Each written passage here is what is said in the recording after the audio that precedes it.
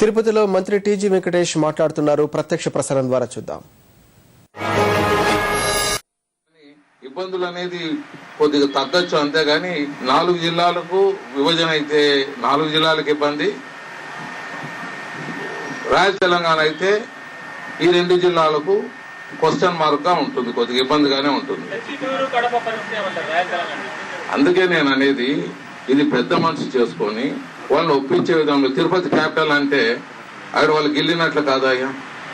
వాళ్ళ మిగులు నీళ్ళని మీకు నీళ్ళ ఇబ్బంది లేకుండా మీకు కూడా చూస్తామని చెప్పాలి కదా. ఎవరు మాట్లాడరు అక్కడ. కర్నూలు జిల్లా గురించి, అనంతపురం జిల్లా గురించి ఎవరు మాట్లాడటం లేదు. ఒకవేళ విభజన జరిగితే త్యాగం చేసిన వాళ్ళు కర్నూలు జిల్లా వాళ్ళు, తెలుగు మాట్లాడే వాళ్ళంతా ఒకటి ఉండాలని రాజధాని త్యాగం చేశారు. ఆల్రెడీ త్యాగం చేశారు. మళ్ళీ ఒకవేళ కలిసి ఉంటే మీకు రాజధాని వస్తుందని ఎవడు మాట్లాడు. మాకు రాజధాని కావాలా, మాకు రాజధాని. తిరుపతిలో కూడా డిమాండ్ వచ్చింది, మాకు రాజధాని కావాలా. సో ఈ విధంగా కొద్దిగా ఈ సెన్సిటివ్ సబ్జెక్టు నడుస్తున్నప్పుడు ఇంకా ఎక్కువ అందరినీ కలుపుకొని బలోపేతం అయ్యేది బదులు కొద్దిగా రెచ్చగొట్టిన విధానాల వల్ల ఇటువంటి సమస్యలు బలోపేతమైందని నేను తెలియజేస్తున్నాను. అన్ని ఇబ్బందులు వస్తాయి సార్, విభజన జరుగుతూ అన్ని ఇబ్బందులు. అందుకే కదా 10 ఏళ్ల నుంచి పోరాటం.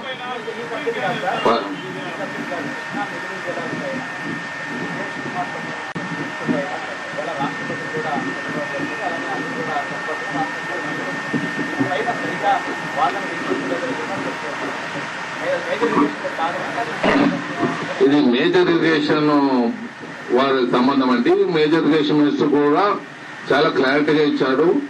అడ్వకేట్లను పొరపాట్లు ఏదైనా ఉంది అంటే, అడ్వకేట్లు ఏదైనా ఉంది అంటే తప్పకుండా వాళ్ళని కూడా మారుస్తామని చెప్పడం జరిగింది.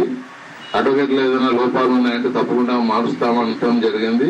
కానీ డ్యామేజ్ అనేది కొన్ని డికెట్స్ గా జరుగుతూ వచ్చింది. దీని మీద ఈ డ్యాములు అనేది ఎంత త్వరగా కట్టుకుని ఉంటే అంత బాగుండేది.